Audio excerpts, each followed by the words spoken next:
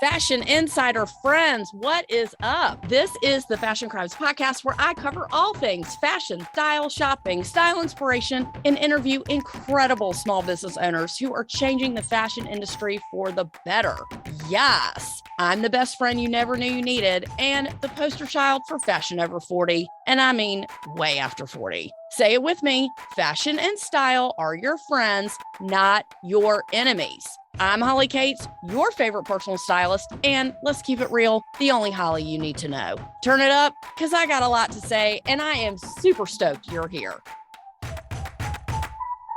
What's happening, my fashion besties? Hope all is right in the world with you and your wardrobe this week. Anyone been anywhere good? How fabulous have you had to look this week? Let's be honest, I have not been anywhere other than home. And me going to the gym has been the extent of me getting dressed this week. It's all good. Sometimes you need to take a, quote, around the house clothing inventory. Fashion definition of around the house clothing. These are things that you don't wear out over the threshold, but stuff you like to be comfortable in around the house. I haven't addressed this yet as a full episode, but don't worry, I will.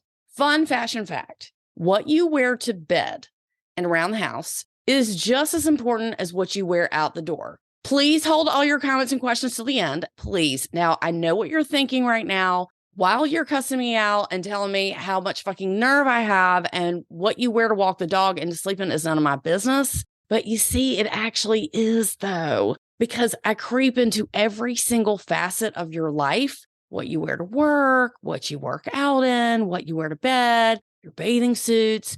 I make sure you're wearing the right socks. I mean, the list goes on and on and on. I'm always asking, like, one of my friends about her underwear, and she's always like, get out of my underwear drawer. And I'm like, I can't. I have to know that you're wearing the right underwear.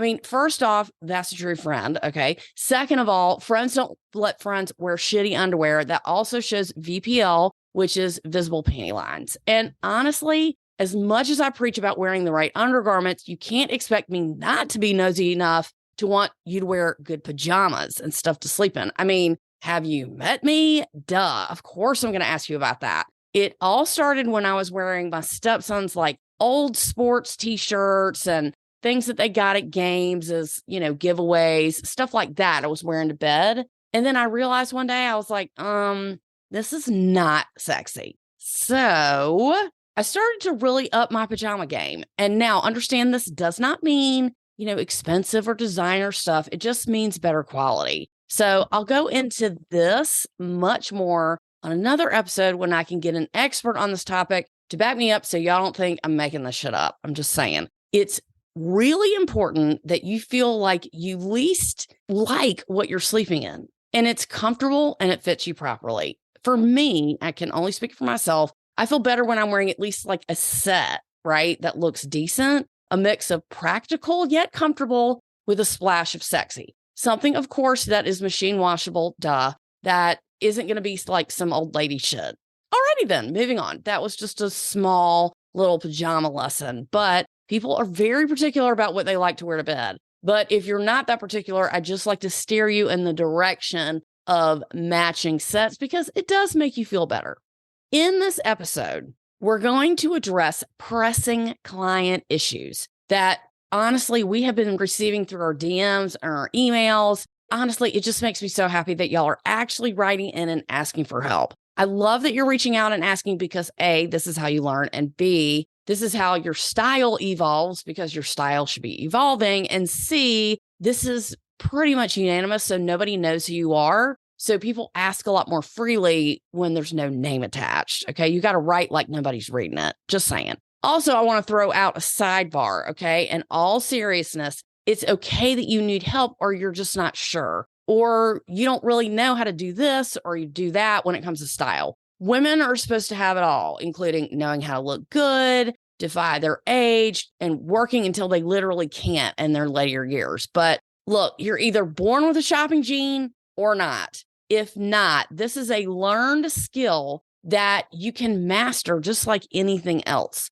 The number one complaint I get from people is that they hate shopping. If I had $1 for every time somebody said that to me, they hate shopping for two reasons. Number one, They think nothing fits their body. So now their body is weird. And two, they don't know what they're looking for.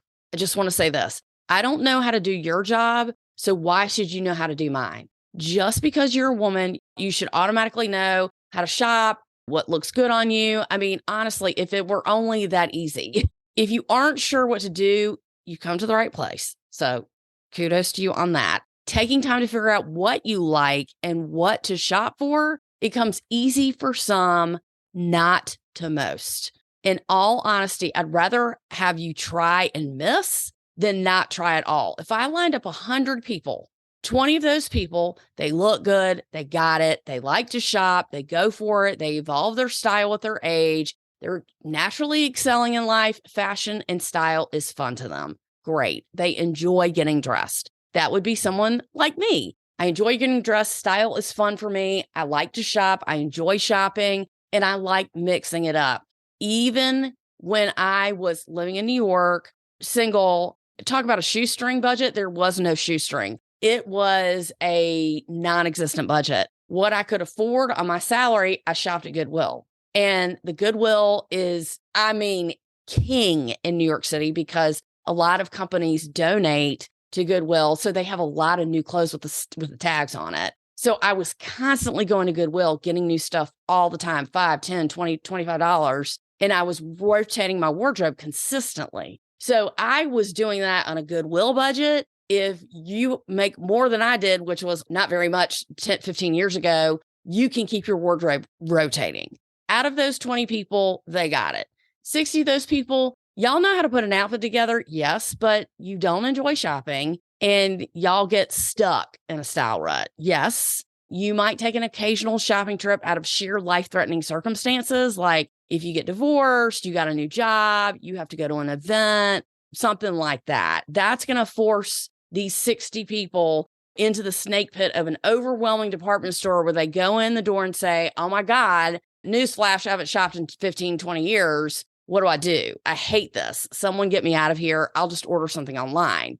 The last 20 of those 100 women, they don't know. They don't care. They opt out of fashion altogether. They're never going to change. They're never going to wear makeup. They're never going to cut their hair. That's not who we're addressing here. I'm talking really to those 60% of y'all right in the middle. You want to look good. You really want to look good. You feel like you look good enough to get by, but you're not by any means considered someone who enjoys fashion and clothes. But understand this, it's human nature to want to look good and feel good in general about who you are and what you look like. I mean, my friends, society is superficial, whether you like it or not, or whether you believe it or not. Okay. What you wear sends a message to the world about how you feel about yourself on that particular day. Why, honestly, not every day is going to be a home run, obviously. It's important to have a wardrobe that supports and enhances who you are today. You shop for the body you have today, not 10 pounds from now, not 20 pounds from yesterday, today.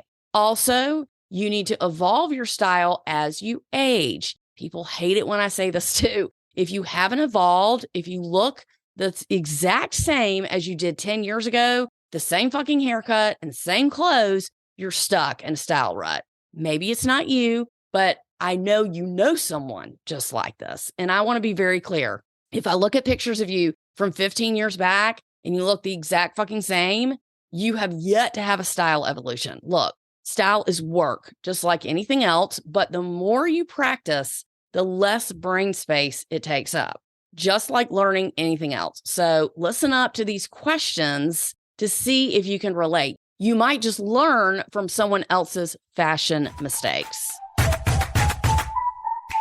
Okay, first question. Dear Holly, I usually wear basics in neutral colors, but recently I've been in the mood to try something more stylish. How do I do this without embarrassing myself? Okay, this question, I'll be honest, it really hurts my heart, and I'll tell you why. This is somebody who obviously has been in their fashion comfort zone most of their lives. This is completely obvious. But as I've talked about this before, when you shop for color and for price, this is called shopping backward. I literally have a flow chart for this. Shopping forward means this. you shop for fit first. And if you've listened to several of my podcast episodes, you know that you have to shop for fit first, which means you're dressing for your body type, which means you know what your body type is. You're aware, which also means that you aren't trying a new quote, I'm doing air quotes here, color, thinking that that's a great way to get yourself out of your comfort zone, because you don't shop for color, you shop for fit. When you have so many neutrals that trying something else is a risk for you, let's start at number one, okay? Look at pictures on department store websites and look at styles that interest you. Pick one item. Department store websites make it super easy. If you go to the drop-down menu, that's exactly what it says. Best sellers, new styles, what's hot, what's trending, new for fall, new for winter. Start there. You pick one item out of your wardrobe, one item. Maybe it's a jean, or it could be a shoe or a dress. Start small and choose one item to try. So hypothetical here, let's try a dress. So let's just say you picked out 3 dresses that you like. Great. Dependent on your body type, sidebar, please go back and listen to episode 97 on how to dress right for your body type. Then you're going to decide which one you like best, dependent on the fit. Then you're going to go the next step, which is coordinating a look with your new dress as the base. You're going to then figure out which type of shoe you want to wear with it, the jewelry, and a bag. And boom, you got yourself a cohesive look that was actually a calculated move, not blindfolding yourself and trying to hit the fucking dartboard, okay? You cannot embarrass yourself for trying. So I want to be very clear about that. If you're afraid of embarrassing yourself, that means you are worried about what everybody else thinks just because you're going to show up in the world a little bit different. People want you to dress in a way that makes them feel comfortable. And it's subconscious. It's not conscious, but when you do something different, people are going to notice. I just want to be clear about that. People are going to say something to you. And especially if they feel uncomfortable about it, they're going to make you feel like you're being embarrassed. But just know that's not true.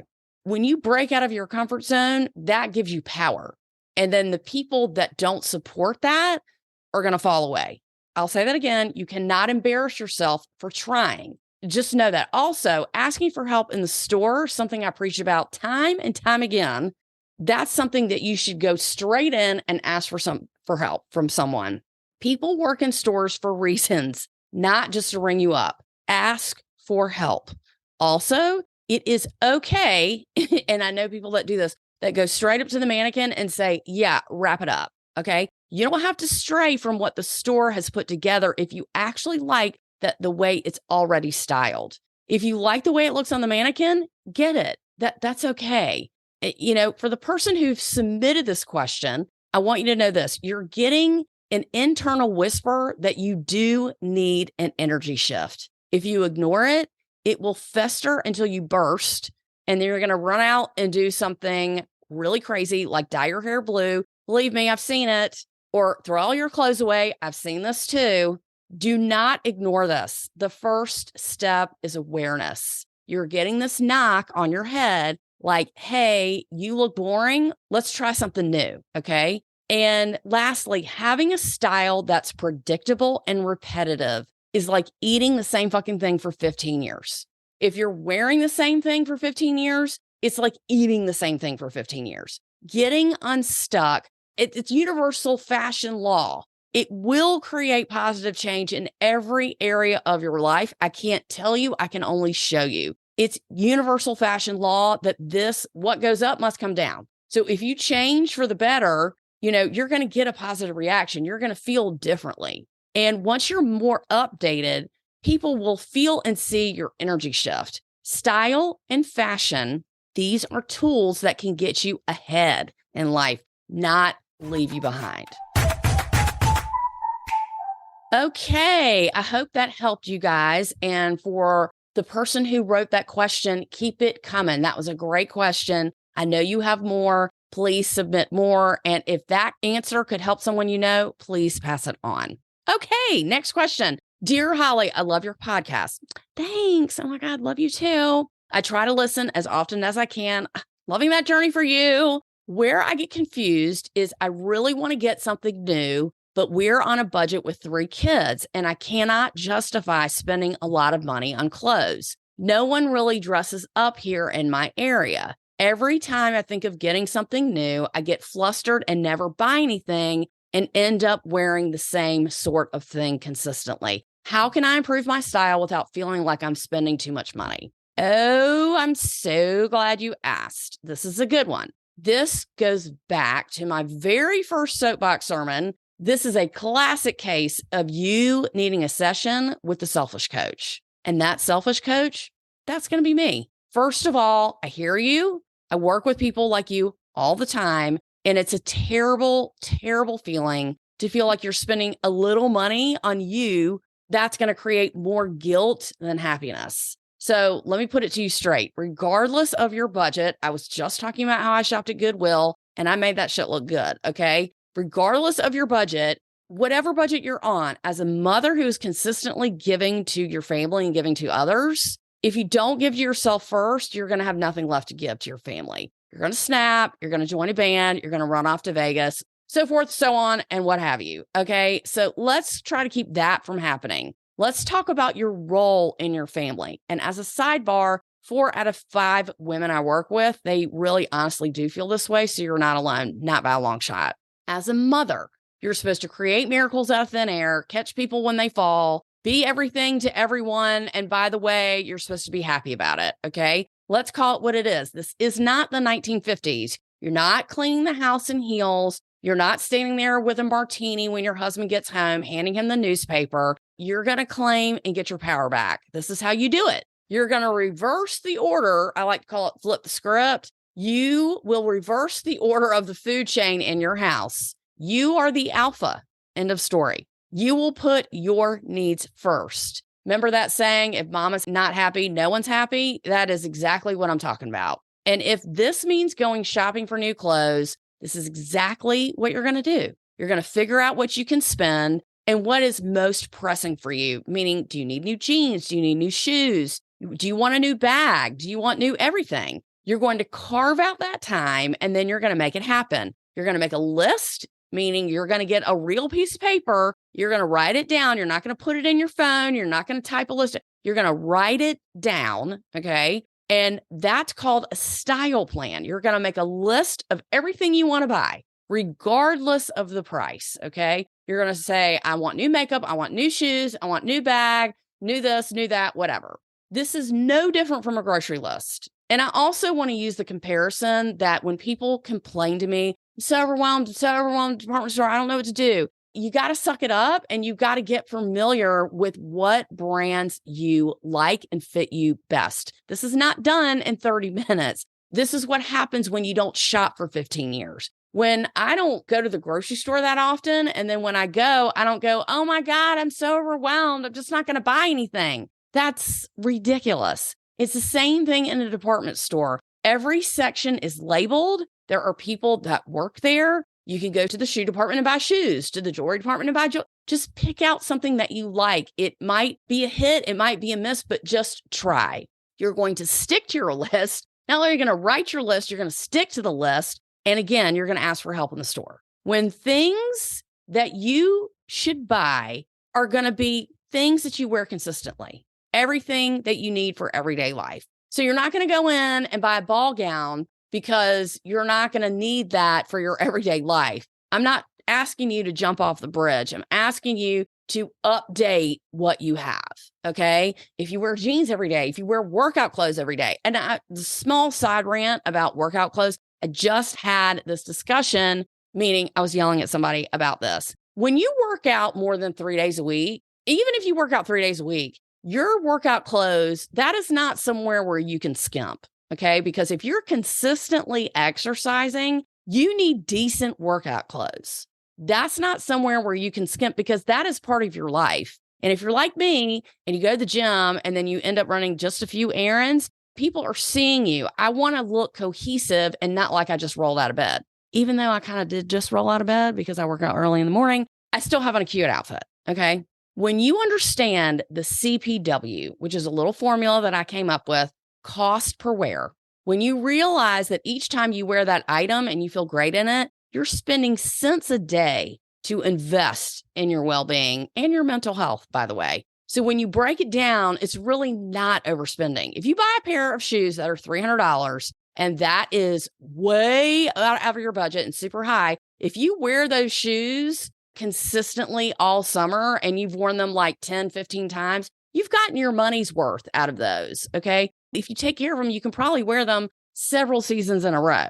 So when you think about it, $300 for something that you wear consistently is not overspending. Once you understand how to keep your wardrobe rotating, you're going to buy 1 to 2 things per month, and you're not going to feel like you need so much, and you're not going to have to spend all this money at once. See, that's what happens when I go to somebody's house to clean out their closet. They haven't shopped in 20 years. We have to get rid of everything because everything's outdated, right? So that way they're dropping thousands of dollars because they have let it fester and build up. When you keep your wardrobe rotating, you don't have to drop that much cash at once. And when you let your wardrobe go for years, all of a sudden, you've been ignoring this knock on the head. And then all of a sudden you're like, I probably should get something new. And then you feel out of style and behind, and the sense of desperation, it worsens. Then you can, you're at zero, and then you have to start all over with buying brand new clothes, and then it's too hard.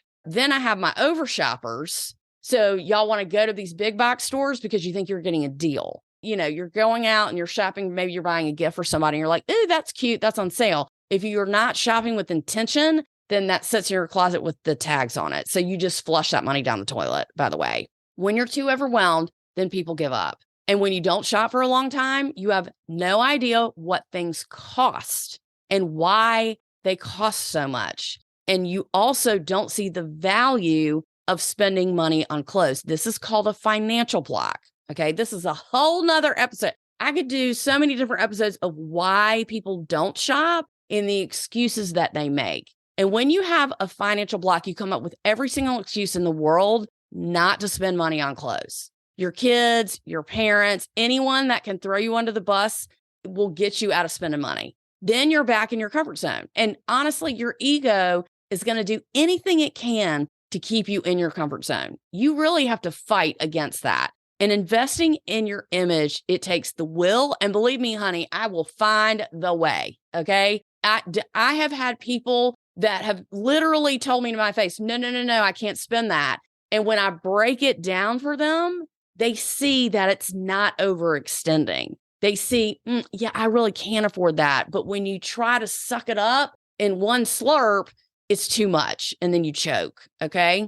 I have lectured people, I've yelled, I've cried with people, I've held hands with people, I've talked to husbands, I've done everything in my power to get you to come over to my side, and the side where you come first and you look fabulous. And I want you to think of it this way. It's like keeping up with a new car. That's how I explain it to guys. So if you're like, my husband looks bad, you need to take him shopping. Great. It's happened several times. It's just like buying a new car. When your husband doesn't want to buy new clothes because they don't see the value in that, you can drive your car for 20 years. Yes, you can. Okay, fine. But you're probably going to have to put money into that along the way.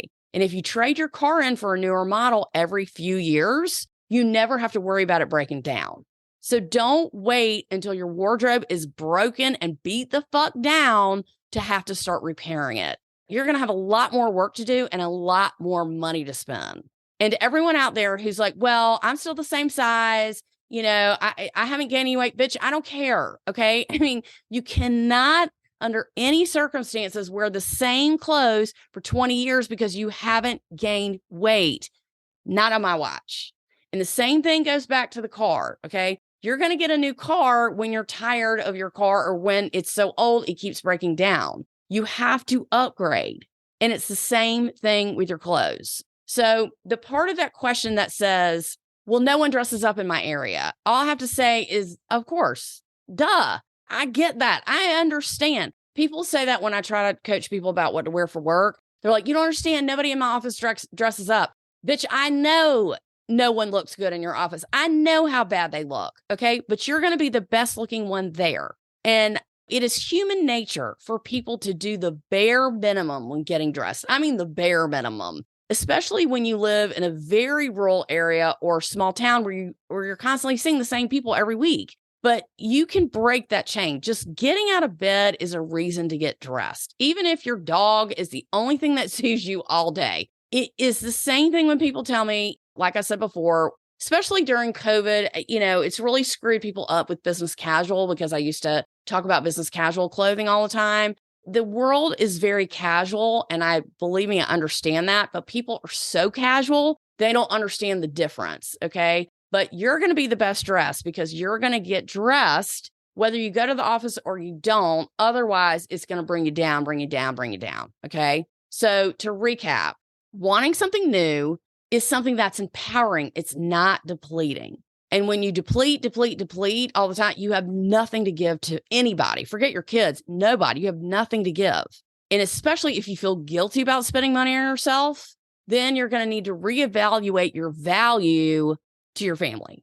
You need to fill your own cup and then you can fill others. And also, once you know how to dress in a way that makes you feel good, everything in your life is going to shift. Work, home, etc. People are going to start to ask you if you've lost weight, if you cut your hair, whatever. What's different about you? Because you're going to feel lighter and you're going to want to keep continuing to feel that way, which will encourage you to keep your wardrobe rotating, which will keep you practicing how to shop, which in turn is going to get you to stop hating shopping, which makes you nicer. And when you're nice, you're going to be nicer to me. And when I'm nice, everything runs smoother.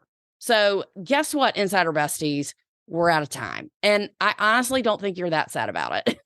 I could be wrong, but look, consider me your personal cheerleader. I'm here to get you to evaluate your style and to get your ass back in the game. The world is waiting for you. And damn it, I'm tired of waiting for you. Okay. Thank you so much to those people who wrote in. And I have certainly more questions that I can read, but I would like to address on the podcast. So please write in with your questions. Let me know what you need to know. Let me know what you're thinking and what you want to know about. I'm here for you. I have an episode coming up talking, it's now the holiday season because Halloween's over. I have an episode talking about gifts and how to stop people from giving you shitty gifts. That is another episode that I have coming up soon. That's going to be a big one. So thank you again for your submissions. I have more to go over. And if you know someone who can benefit from this, please make sure you share it. And I want to make sure I direct everyone to the Fashion Crimes Podcast website. Please like us on social media. That is very important. I really want you to know how much I appreciate your support. And I love the people who write in. I mean, it makes me so happy. It makes my heart happy. Okay. Please drop your email in the pop-up box on the Fashion Crimes Podcast website so you can get all of this free fashion information delivered straight to your inbox every single week. This has been your hostess with the mostest, your favorite personal stylist. And as always, the only Holly you need to know. This has been the Fashion Crimes Podcast, and we are out.